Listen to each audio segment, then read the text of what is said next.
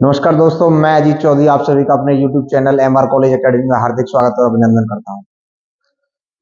ये हमारी बहुविकल्पी प्रश्नों की दूसरी श्रृंखला है। पहले श्रृंखला में हम लोग चैप्टर फर्स्ट भूगोल के चैप्टर फर्स्ट में वो हमने देखा था। उसी क्रम में हम लोग आगे बढ़ते हुए भूगोल के चैप्टर फर्स्ट को ही, संसाधन वाले चैप्टर को ही, उसमें जो MCQs जो बहुविकल्पी प्रश्न बच गए थे उनको हम लोग आगे कवर करते हैं। आइए हम लोग बिना देर किए स्टार्ट करते हैं।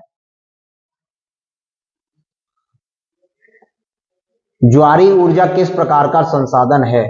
ज्वारी ऊर्जा, ए ऑप्शन है पुनः पूर्ति युग, दूसरा है मानवकृत, तीसरा है अजैव और चौथा है अचक्रीय। तो आप ये देखोगे तो ज्वारी ऊर्जा किस प्रकार का है? जो समुद्र में जो ज्वार उपज आती हैं उनको किस प्रकार का संसाधन माना गया है? तो ये आप देखोगे मानवकृत संसाधन नहीं होगा, क्योंकि ये जो है प्राकृतिक संसाधन में। अचक्रीय नहीं होगा, अजैव संसाधन नहीं होगा, पुनः पूर्ति योग्य संसाधन होगा, क्योंकि इसको दोबारा से इसका निर्माण किया जा सकता है। ये कभी नहीं खत्म हो सकता है और दोबारा से इनका निर्माण हो सकता है। इसको एक और चीज और लिख सकते हैं, नवीकरण योग्य संसाधन भी कह सकते हैं। नवीकरण योग्य संसाधन भी कह सकते हैं।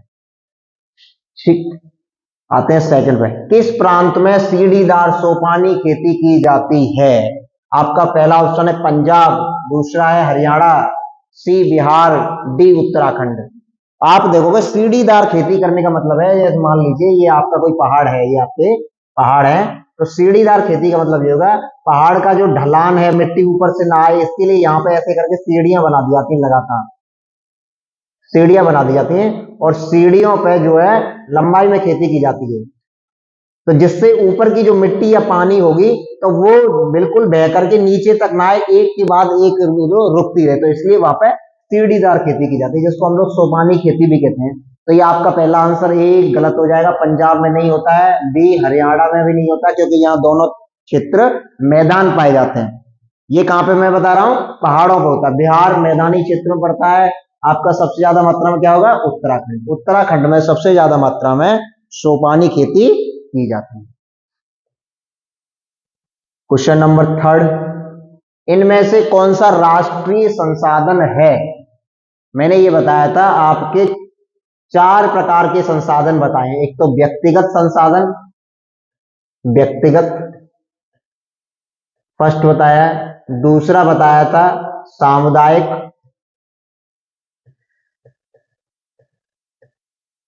तीसरा बताया था राष्ट्रीय संसाधन और चौथा है अंतर्राष्ट्रीय संसाधन।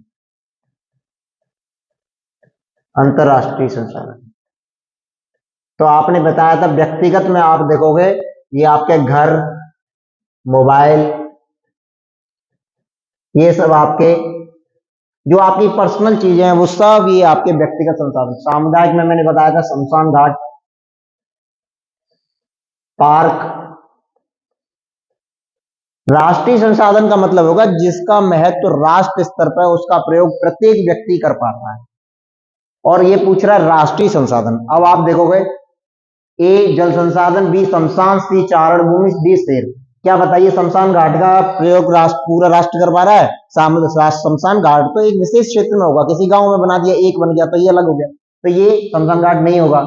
चारण भूमि मतलब भूमि जो चरने वाली जो पशु चलते हैं उसकी भूमि बात की जा रही है, तो ये चारण भूमि नहीं आएगा। डी शेर भी राष्ट्रीय संसाधन में नहीं आएगा। आपका क्या आएगा, जल संसाधन। जल संसाधन पूरे देश में प्रत्येक जगह पर पाया जाता है, चाहे वो नदियां हो, उन सब में जल संसाधन आपका राष्ट्रीय संसाधन आएगा। अब आते हैं क्वेश्चन नंबर 4 पे। उत्तर भारत में सर्वाधिक मात्रा में कौन सी मिट्टी पाई जाती है? उत्तर भारत की बात कर रहा है ये, तो उत्तर भारत का मतलब हो गया आपके जम्मू कश्मीर, पंजाब, हरियाणा, उत्तर प्रदेश, बिहार, मध्य प्रदेश, राजस्थान, ये झारखंड, ये जो आपकी बात की जा रही है उत्तर भारत में सर्वाधिक मात्रा में कौन सी मिट्टी पाई जाती है। तो आपका पहला ऑप्शन है लाल मिट्टी, बी काली मिट्टी, सी लेटेराइट मिट्टी, डी जलोढ़ मिट्टी। तो ये मैं बता चुका हूँ, लाल मिट्टी ये आपकी जो है मध्य प्रदेश और झारखंड वाले क्षेत्रों में पाई जाती है, झारखंड में पाई जाती है। काली मिट्टी आपकी बता चुका हूं गुजरात, राजस्थान, ये वाले क्षेत्रों में पाई जाती है।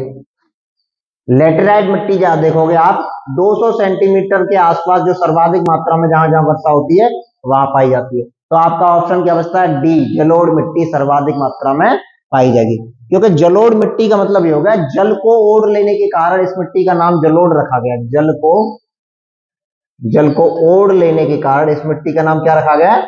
जलोढ़ मिट्टी रखा गया, जल को ओढ़ लेने के कारण। अब आप जलोढ़ को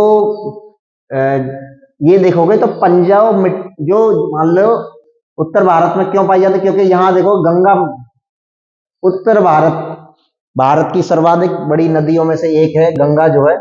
तो आप गंगा को देखोगे तो गंगा के जो जितना भी क्षेत्र है और उसकी सहायक नदियां जैसे यमुना है, उन सभी में जो है जलोढ़ मिट्टी पाई जाती है, ये मिट्टी।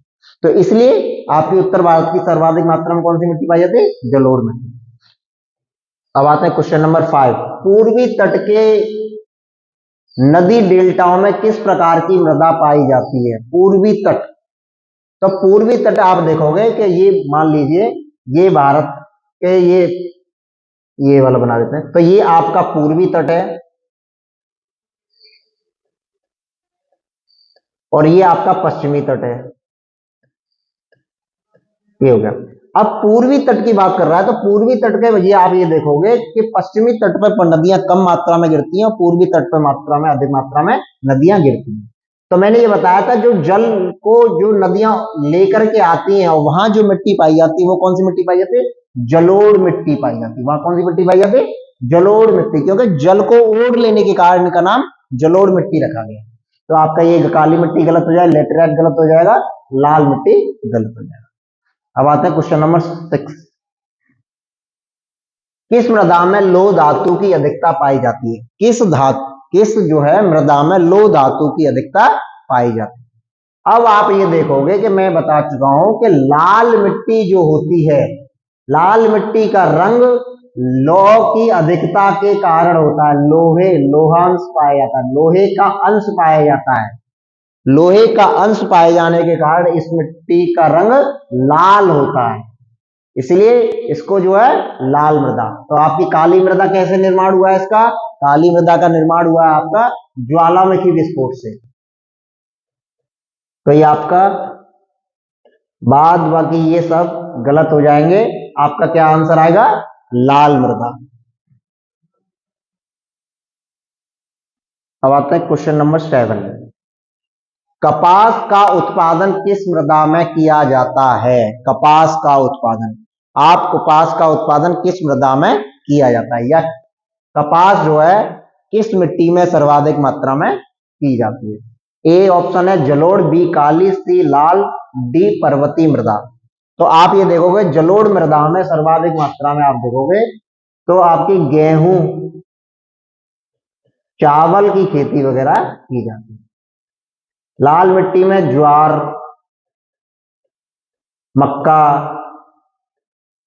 बाजरा ये खेती की जाती है। पर्वतीय मिट्टी में आपकी कोई ज्यादा महत्वपूर्ण खेती नहीं होती है। जो जैसे पर्वतीय मिट्टी जहां जहां पाई जाती है वहां चाय की खेती कर देते हैं हम लोग। तो आपका ऑप्शन क्या बचेगा? काली मृदा, क्योंकि काली मृदा में ही सर्वाधिक मात्रा में खेती कपास की जाती है। अब काली मृदा को आप देखोगे तो काली मृदा गुजरात और महाराष्ट्र,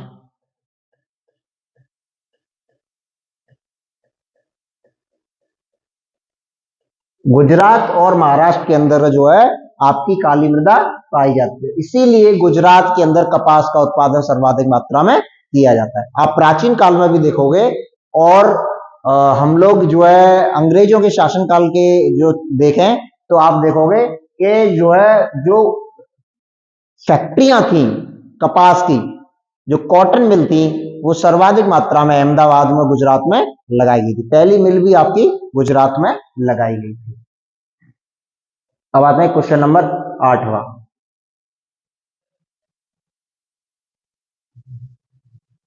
क्वेश्चन नंबर 8,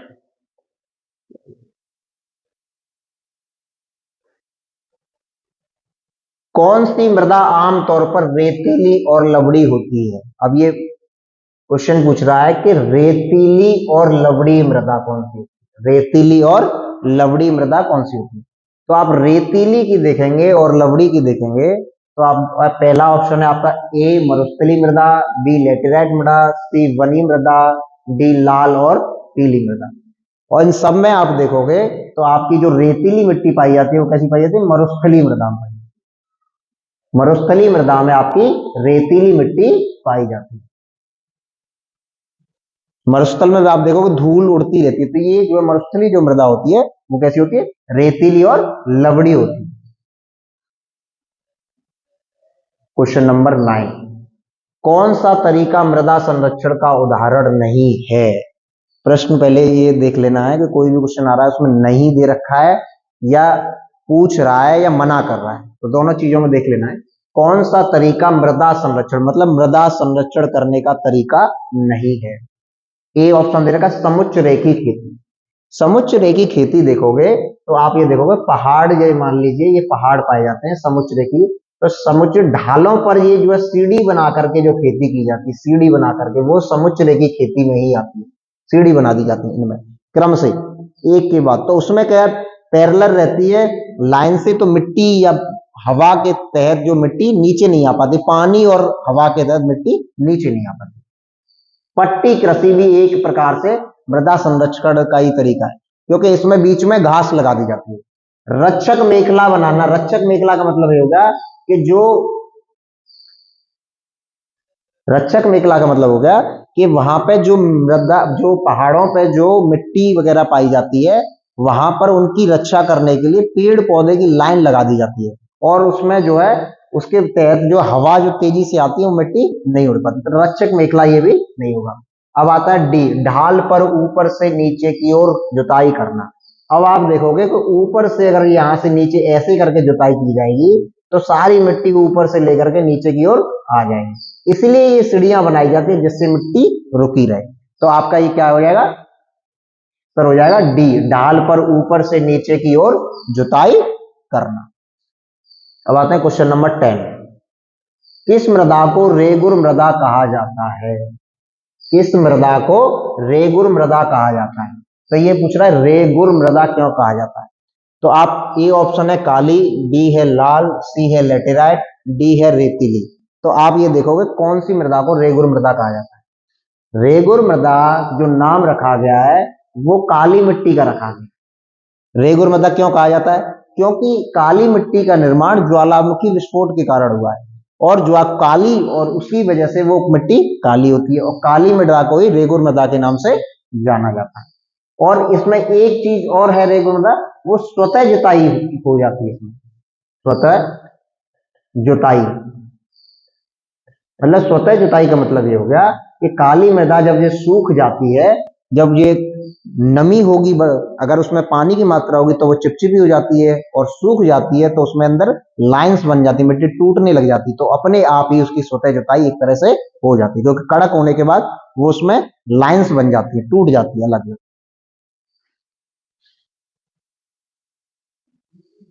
प्रश्न नंबर 11, क्वेश्चन नंबर 11, भारत के कितने प्रतिशत भूभाग पर मैदान है। भारत के कितने प्रतिशत भूभाग पर मैदान है। ए ऑप्शन है 41%, बी 43%, सी 45%, डी 47%। तो आपका आंसर आएगा 43% भूभाग पर मैदान पाए जाते हैं।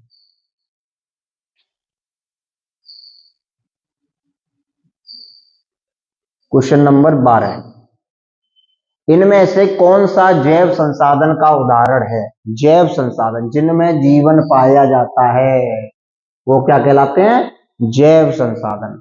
तो आपका ए जल क्रॉस नहीं होगा, बी सोना गोल्ड नहीं होगा, सी तांबा नहीं होगा, क्या आंसर है पक्षी। पक्षी क्योंकि ये जीवन पाया जाता है इसलिए जैव संसाधन का उदाहरण होगा। क्वेश्चन नंबर 13, नदी व खान किस प्रकार का संसाधन है।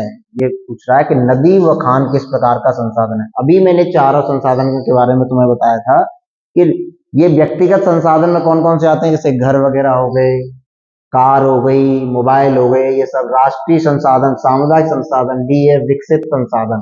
तो नदी व खान किस प्रकार की संसाधन है? राष्ट्रीय संसाधन है, क्योंकि पूरे राष्ट्र को इनकी आवश्यकता पड़ती है, इसलिए क्या होगा?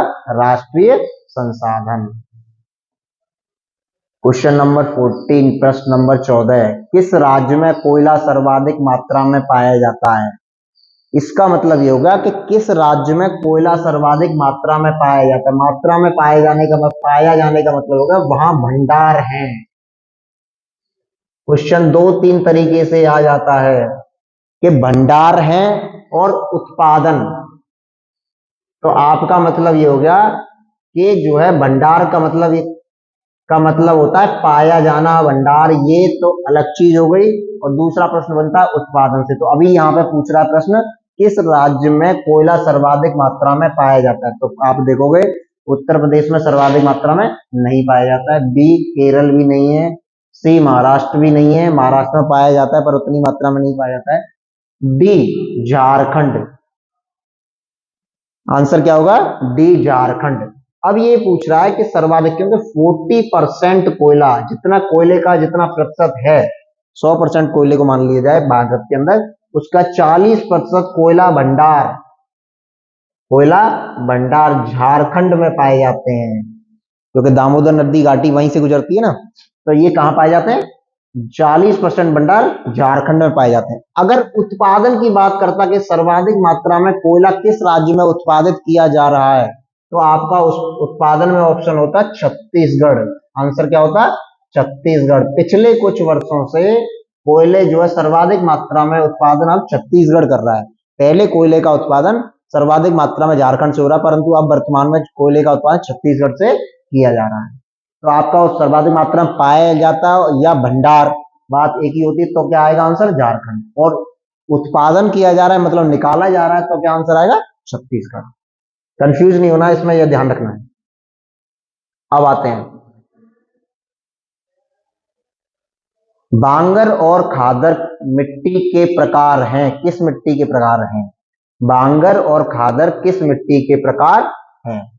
ए ऑप्शन है लाल व पीली, बी पर्वतीय, सी लेटेराइट, डी जलोढ़। ये आप देखोगे लाल व पीली मृदा का नहीं है, बी पर्वतीय मृदा का प्रकार नहीं है, सी लेटेराइट मृदा का प्रकार नहीं है। आंसर क्या होगा? डी जलोढ़ मृदा। क्योंकि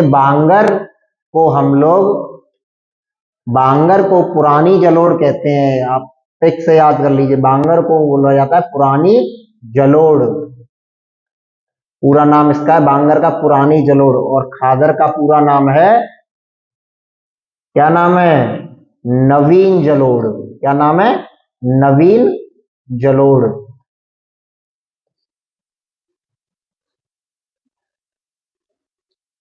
ये आपके बहुविकल्पी प्रश्न 15 थे, ये हमने कंप्लीट करा दिए विद एक्सप्लेनेशन के साथ। आपको बताया कि किस ऑप्शन का भी ये अर्थ बताया गया कि ऑप्शन का अर्थ कैसे कैसे है, जो गलत है वो किन कारणों से गलत है और जो सही है वो किस कारण से सही है। तो ये टेस्ट सीरीज का आज हम लोग बहुविकल्पी श्रृंखला का सेकंड सीक्वेंस फिनिश हो गया है। अब कल हम लोग नेक्स्ट वीडियो में थर्ड सीरीज को देखेंगे, थर्ड श्रृंखला को। ठीक है, बहुविकल्पी प्रश्न में अब थर्ड वाली जो होगी वो लंबी होगी काफी, उसमें एक चैप्टर पूरा कंप्लीट करने का प्रयास करें। ठीक है, thank you for watching this video.